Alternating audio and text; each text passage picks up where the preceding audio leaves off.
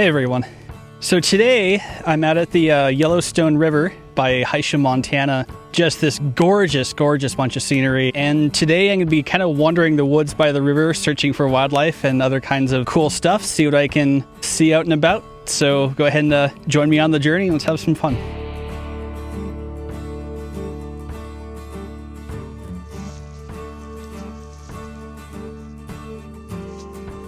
So on the way into the woods, there's this little side river channel here. During the spring, when the river floods, the waters will kind of explore some of these side channels, and as a consequence, it'll kind of bring in gravel and other rocks like that. This area of Montana is actually really famous for its agates and other kinds of rocks, petrified wood, all sorts of cool stuff. So on the way into the woods, I'm going to explore some of this channel and see what rocks I can find while I'm on my way.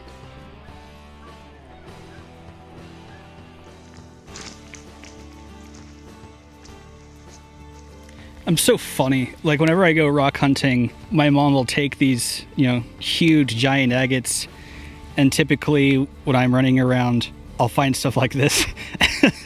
So this is petrified wood.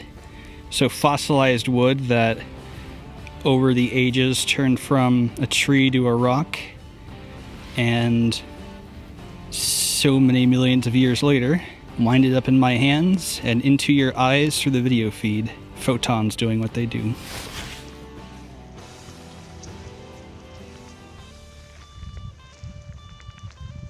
So I mentioned that this area is famous for its agates, and sometimes you'll find things that are awesome in two ways, where this is a piece of petrified wood that as part of the mineralization process turned into an agate.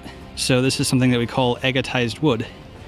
And I did look elsewhere for more details on how agatization happens, but what I do know is it just leaves such a beautiful outcome, just like this translucent light shining through something that at one point in time was a kind of piece of wood that you may find in any of the forests in the area, now immortalized.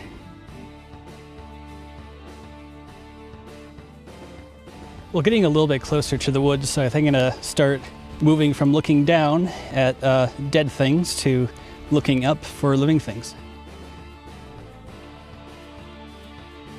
So here we have a really nice example of some canid tracks going down this riverbed that I've been looking for rocks in.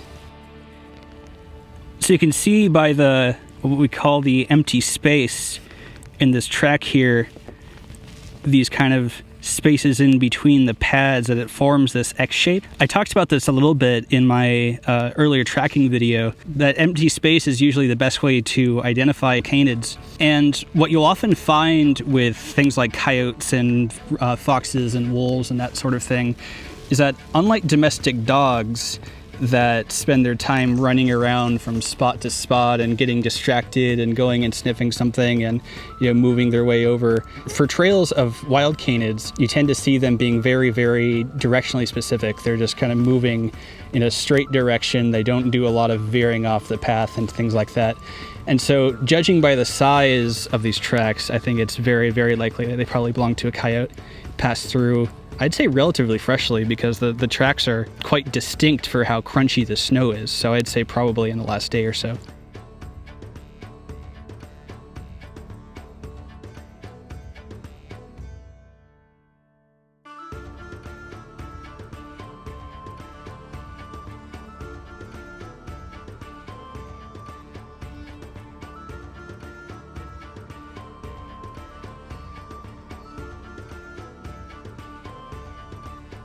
Montana's just cheating.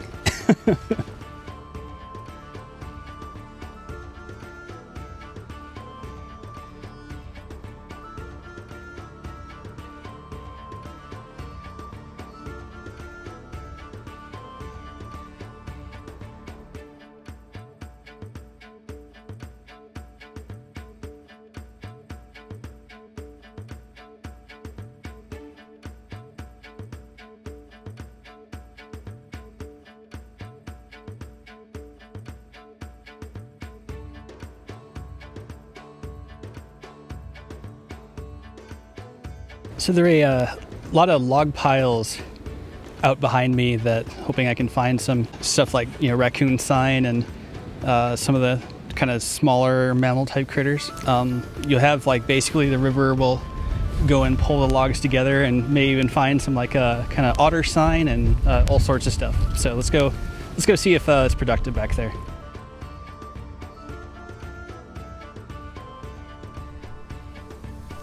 So I'm gonna sit up on this riverbank for a bit and see what we can spot in a lot of these log piles back there. Some really kind of cool habitat that I think if I sit around and let the animals kind of act on their own time, I may get some fun stuff. So we'll see.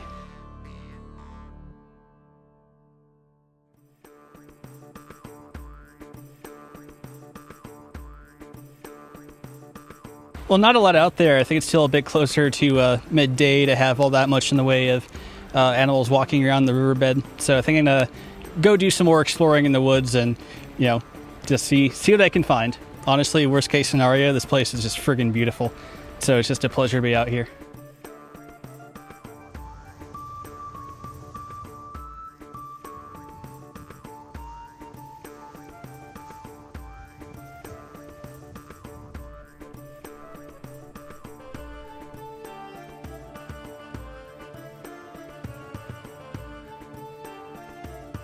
There we go, first wildlife of the day. Got a beautiful chickadee kind of jumping from branch to branch up overhead, and it was nice enough to show itself for a time. I might need to stabilize the image a bit, but it's seriously beautiful. So awesome. It's not a completely wildlifeless day, and still a little bit left, so let's see how the rest goes.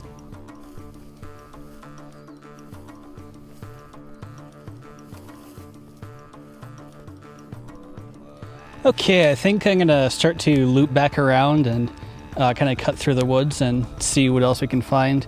Found the chickadee, which was great. Not a lot else, but honestly, it's just so much fun to just kind of wander these woods and explore, and found lots of tracks and wildlife sign, and that's really the ultimate goal, right? It's not necessarily just to find the wildlife itself, but just to enjoy my time in the woods and hope for encounters, and if not given the encounters, still just kind of enjoy the area and this rustic beauty that eastern Montana offers. So beautiful.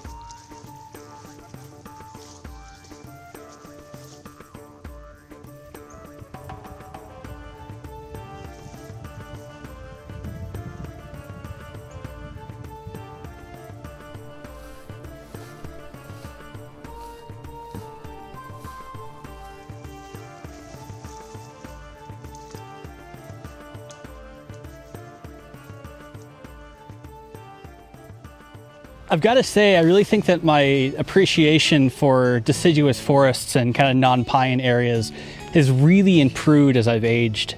I still love the mountains. I still love being in coniferous forests, and I just love the smell of it. I just love the creatures of those forests.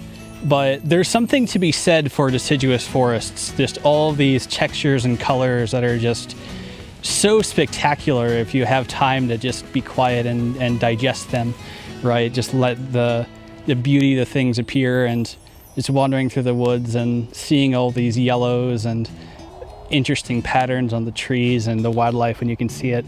It's just such a good time out in the woods, and at the end of the day, that's really all this is about, is just being out in nature and not caring too much what you stumble into, just enjoying the experience as much as you can.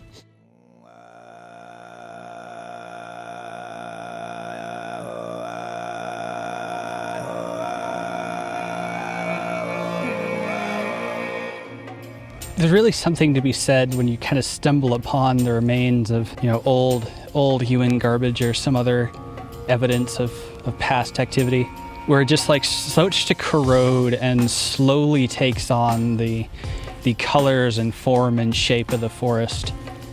There's just like this kind of short-sighted mindset that we tend to have, and I think whenever I stumble upon these things, it really emphasizes the ephemeral nature of us being out here, and helps me appreciate all the more the world that surrounds it and the journey that I have while I'm here.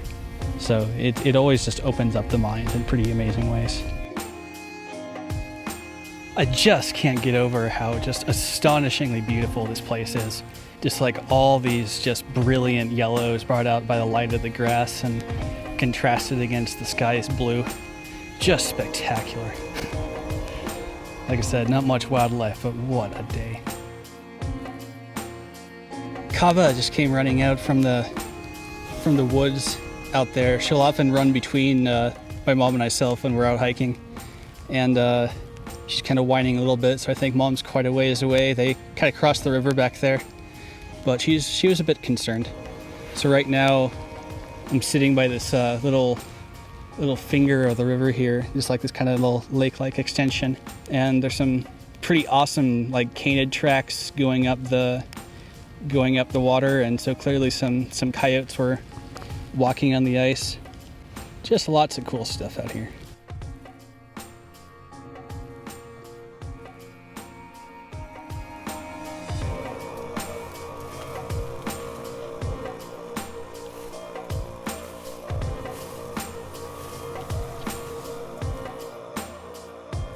Well, Kava's guiding me down the river channel here, so I think I'm on my way back, see what I can find on the way out. But honestly, it's just been a pretty beautiful, wonderful day, and I think the landscape footage alone I got out here is well worth it, and just I'm enjoying myself in the woods, right? I mean, it's amazing how much more at ease I am when I'm out in these places. It's really, really wonderful.